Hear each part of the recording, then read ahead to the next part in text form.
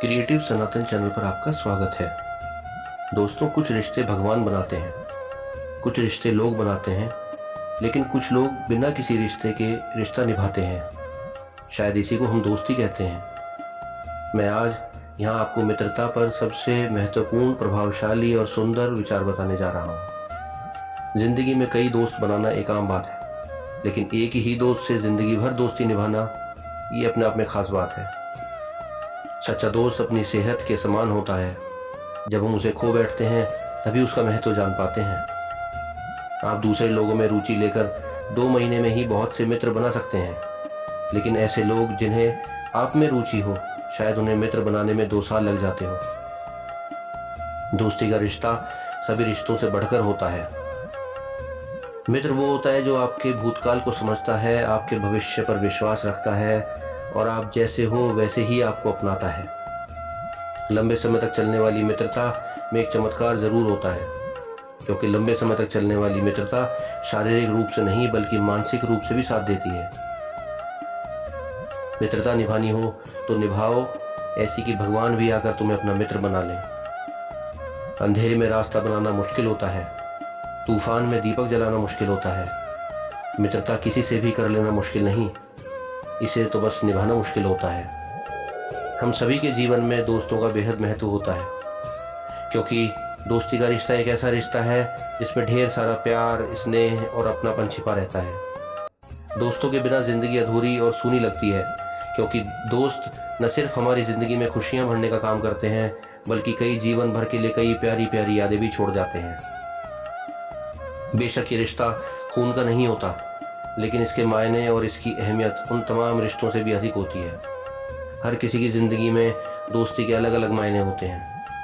सच्चा दोस्त वही होता है जो तब हमारा साथ देता है जब बाकी सब साथ छोड़ जाते हैं।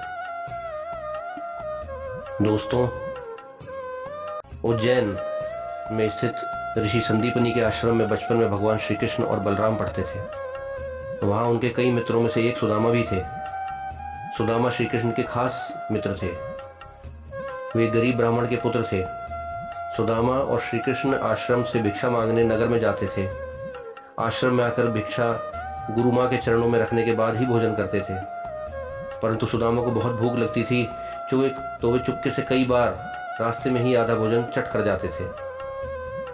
एक बार गुरु माँ ने सुदामा को चने देकर कहा कि इसमें से आधे चने श्री कृष्ण को भी दे देना और तुम दोनों जंगल में जाकर वहां से लकड़ियां बीन लाओ। फिर दोनों जंगल में लकड़ी बीनने चले गए। वहां बारिश होने लगी और तभी दोनों एक शेर को देखकर एक पेड़ पर चढ़ गए।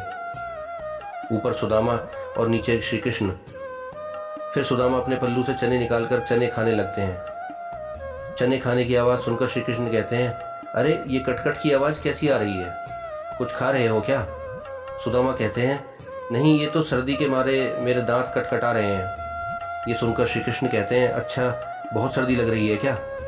सुदामा बोले, हाँ। ये सुनकर श्री कृष्ण कहते हैं, मुझे भी बहुत सर्दी लग रही है। सुना है कुछ खाने से शरीर में गर्मी आ जाती है, तो लाओ वो चने जो गुरु माता ने हमें दिए थे, दोनों बांटकर खा लेते हैं।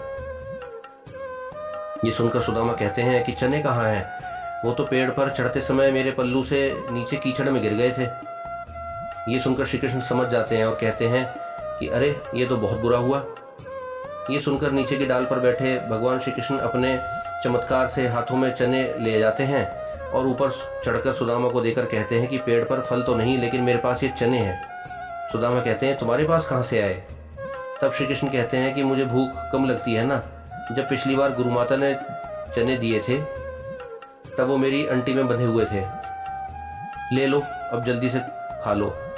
ये सुनकर सुदामा कहते हैं, नहीं नहीं, मैं इसे नहीं ले सकता। तब श्री कृष्ण पूछते हैं कि क्यों नहीं ले सकते? सुदामा रोते हुए कहते हैं कि क्योंकि मैं इसका अधिकारी नहीं हूं मेरे दोस्त। मैंने तुम्हारी मित्रता का भी अधिकारी नहीं हूं। मैंने तुम्हें धोखा दिया है, मुझे क्षमा कर दो।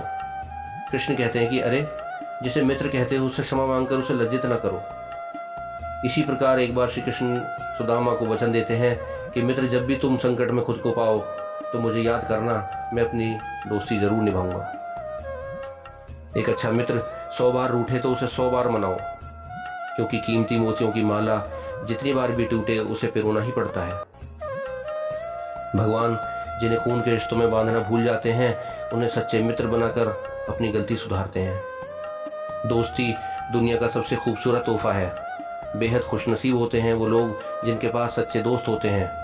मित्रता का रिश्ता स्नेह, अपनापन और प्यार का रिश्ता होता है, जो कि हम खुद बनाते हैं। इस रिश्ते में किसी भी तरह का कोई बनावटीपन नहीं होता। जो वास्तव में हम होते हैं वो दोस्तों के सामने दिखाते हैं। यहाँ तक कि दोस्तों के सामने ही हमें खुद के बारे में ढेर सारी चीज़ें पता लगती हैं। अच्छे और बुरे दोनों वक्त पर ही हमारे साथ सच्चे दोस्त खड़े रहते हैं।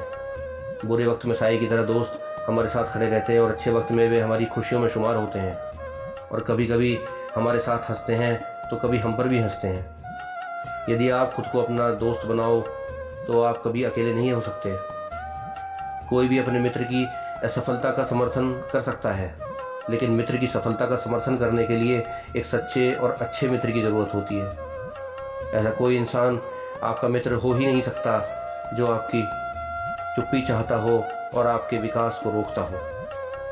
दोस्तों, ये कहानी आपको कैसी लगी हमें कमेंट करके ज़रूर बताइए।